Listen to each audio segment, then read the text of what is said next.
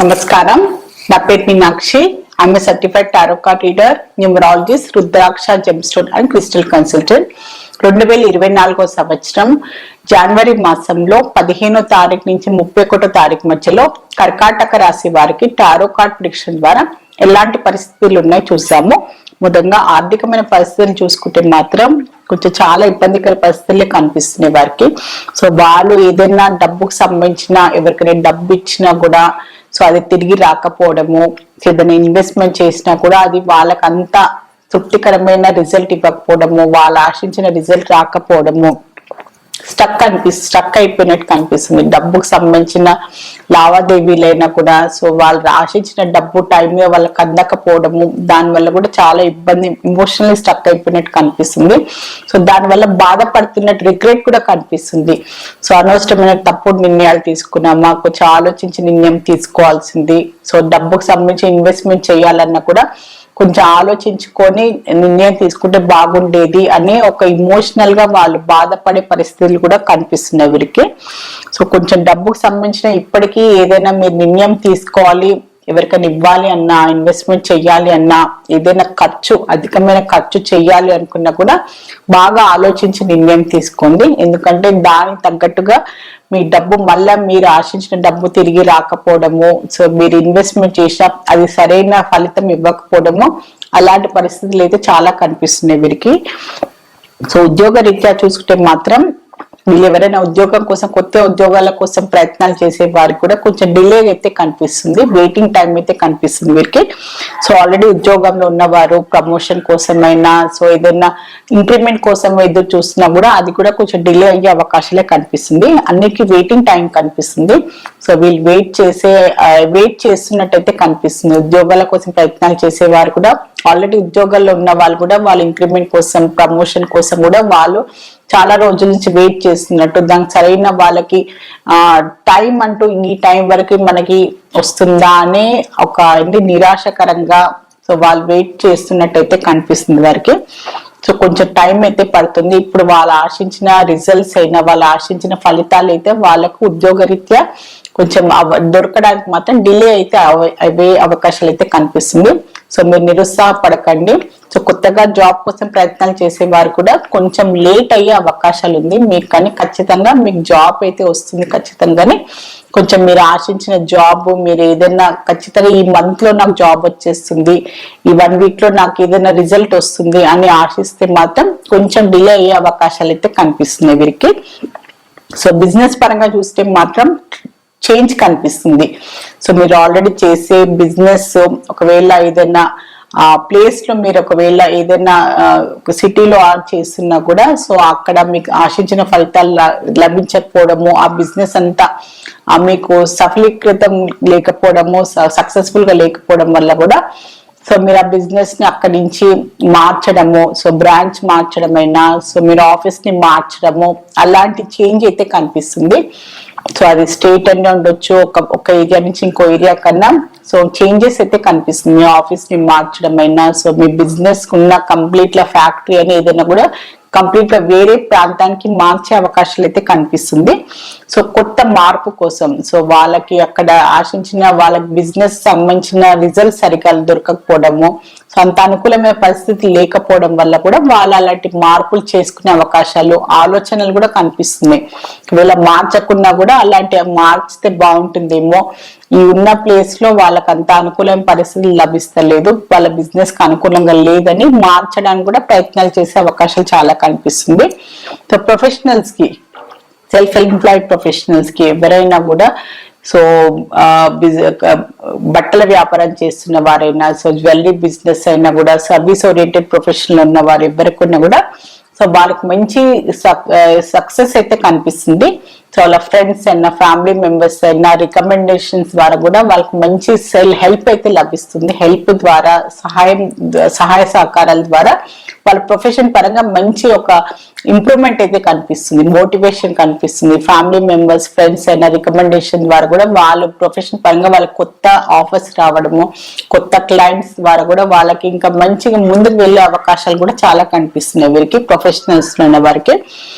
So students కి చూస్తే మాత్రం వీరికి ఫ్యామిలీ మెంబర్స్ సపోర్ట్ చాలా అవసరం, చాలా కేరింగ్ అండ్ ఇమోషనల్ సపోర్ట్ చాలా అవసరము. సో వీళ్ళకున్న స్ట్రెస్ఫుల్ సిచ్యువేషన్ చాలా స్ట్రెస్ఫుల్ గా అయితే కనిపిస్తున్నారు స్టూడెంట్స్.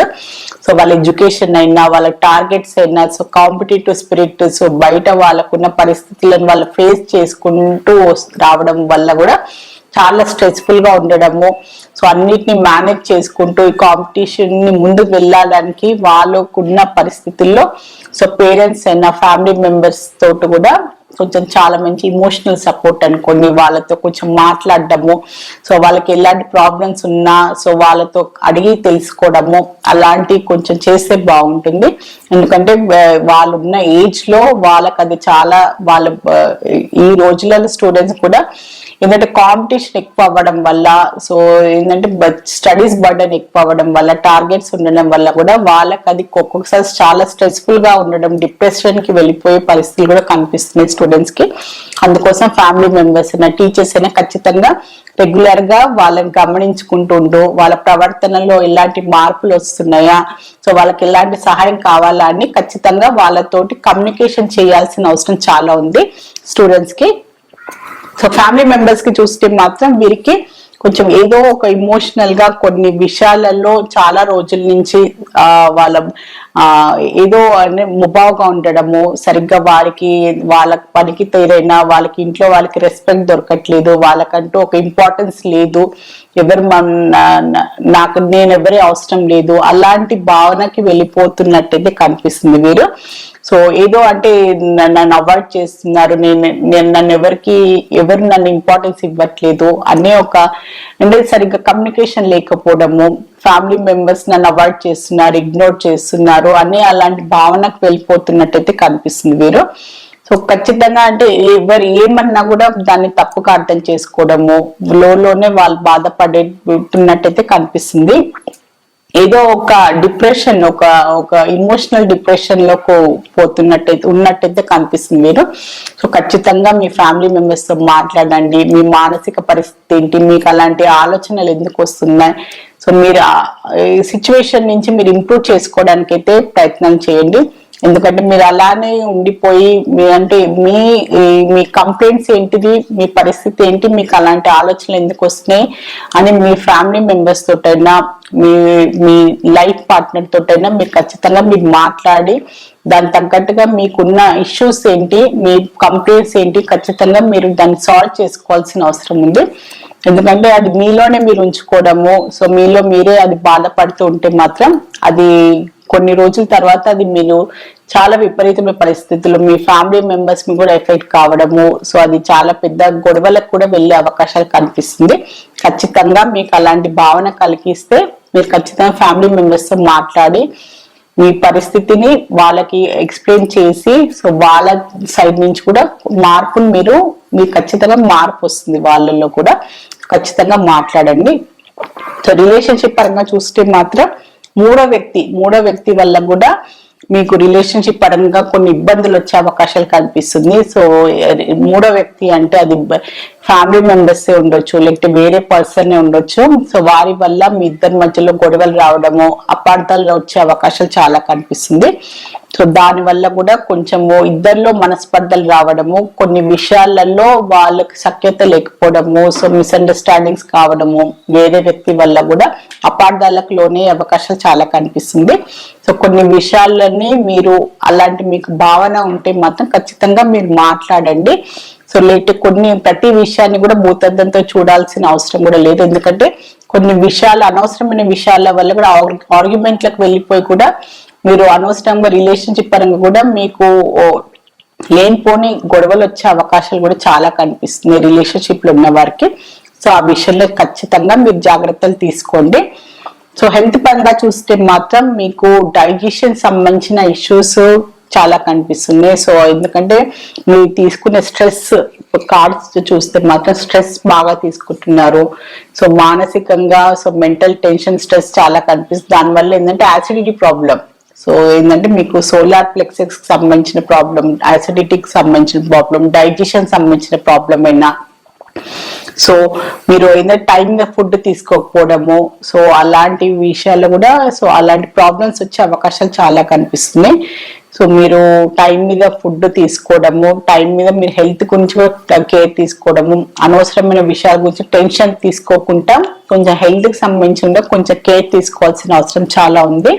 కర్కాటక రాశి వారు, కర్కాటక రాశిలో పునర్వసు నక్షత్రం జన్మించిన వారికి ఏంజల్స్ ద్వారా ఒక అడ్వైస్ కార్డ్ అయితే తీస్తాను.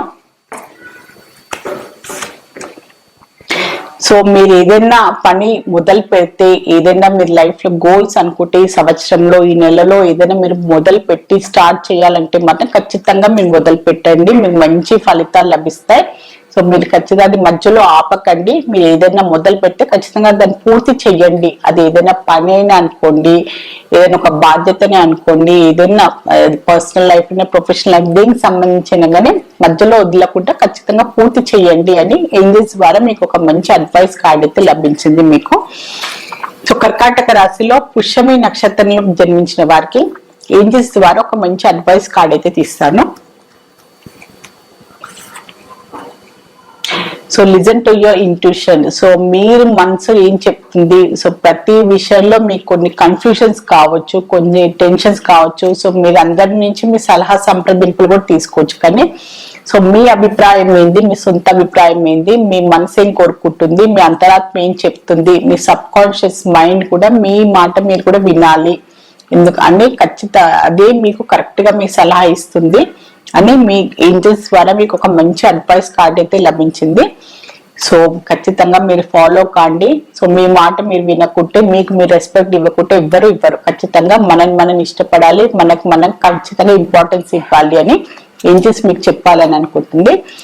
సో కర్కాటక రాశిలో అశ్లేష నక్షత్రంలో జన్మించిన వారికి ఏంజల్స్ ద్వారా ఒక మంచి అడ్వైస్ కార్డ్ అయితే తీస్తాను. సో ఇప్పుడు కొంచెం పరిస్థితులు మీకు అనుకూలంగా ఉండకపోవచ్చు. సో కొన్ని విషయాలు మీకు అంత అనుకూలమైన రిజల్ట్స్ ఇవ్వకపోవచ్చు. సో కొంచెం ప్రతికూలమైన మీకు సిచ్యువేషన్స్ మీరు ఫేస్ చేయొచ్చు. సో కొంచెం వెయిట్ చేయండి. ఇప్పుడు అంతా మీకు అంత పాజిటివ్ గా ఉండే టైం అయితే కాదు. సో ఖచ్చితంగా మీరు కొంచెం వెయిట్ చేసి ఆలోచించుకొని మీరు ఏదైనా చెయ్యాలి, మొదలు పెట్టాలి అనుకుంటే మాత్రం వెయిట్ చేసి మళ్ళా దాని గురించి ఆలోచించుకొని అది కరెక్టా రాంగ్ అని మళ్ళా క్రాస్ చెక్ చేసుకొని మీరు ముందుకు వెళ్లాల్సిన అవసరం ఉంది అని ఏంజల్స్ ద్వారా మీకు అడ్వైస్ కార్డ్ అయితే వచ్చింది. సో కర్కాటక రాశి వారికి జనరల్ టారో రీడింగ్ అయితే చూస్తారు. టారో రీడింగ్ ద్వారా చక్కని పరిష్కారం, బెస్ట్ రెమెడీ, మంచి గైడెన్స్ అయితే లభిస్తుంది. సో ఎవరైనా టారో రీడింగ్ ప్రిడిక్షన్ కన్సల్టేషన్ కావాలి అనుకునేవారు, నేమ్ కరెక్షన్ చేయించుకోవాలి అనుకున్నా, న్యూ బోర్న్ బేబీస్ కి, బిజినెస్ ఆర్గనైజేషన్స్ కి నేమ్ సజెషన్ కావాలి అనుకునేవారు స్క్రీన్ పైన కనిపించే కాంటాక్ట్ నంబర్ కి సంప్రదించగలరు. నమస్కారం.